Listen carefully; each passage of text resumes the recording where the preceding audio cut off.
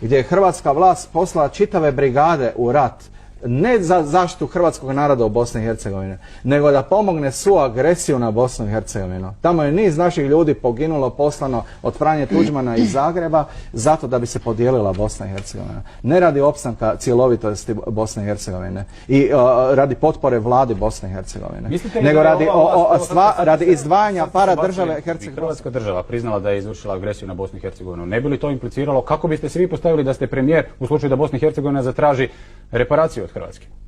Gledajte, vi ste spomenuli saborsku zastupnicu. Znate, mene nisu oni opominjali, oni su ubijali. Oni su ubijali za tu svoju luđačku ideju cijepanja Bosne i Hercegovine dogovorene u Karađorđevu. Oni su pobili niz mojih prijatelja i članova, Franjo Tuđman i kompanija. Oni su napravili teško krvoproliće u Hercegovini, u Kruševu, protiv branitelja cjelovite, jedinstvene, međunarodno priznate Bosne i Hercegovine, protiv oružanih snaga Bosne i Hercegovine. I oni su vodili agresivne operacije, agresivnog rata radi etničkog čišćenja i pripajanja teritorija. Bosanska Posavina je napuštena, Hrvati su iseljeni ne zato što su četnici pobjedili, nego je Tuđman naredio da se izvrši evakuacija i da se prekine svaka obrana. Pa zato mora neko polagati račune, njega više nema i šuška.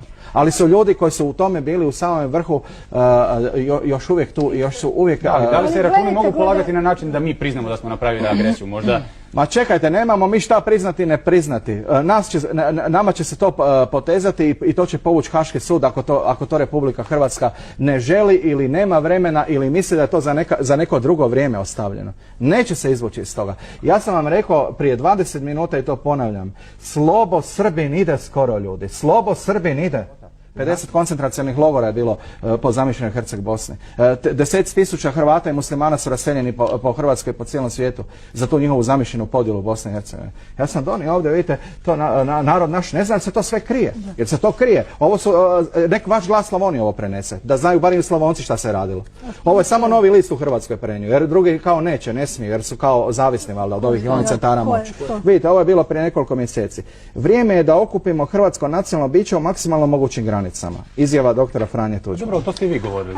Ali čekajte... Ne, ja sam govorio Hrvatska i Bosna i Hercegovina cjelovita, a ne podjela Bosne i Hercegovine. Ali maksimalno moguće... Pazite ovo, bi li Cazinska krajina u Hrvatsku? Pita Tuđman Bobana. Boban kaže mislim da bi. I onda zaključak svega tog razgovora, prema tome Bosna i Hercegovina nema.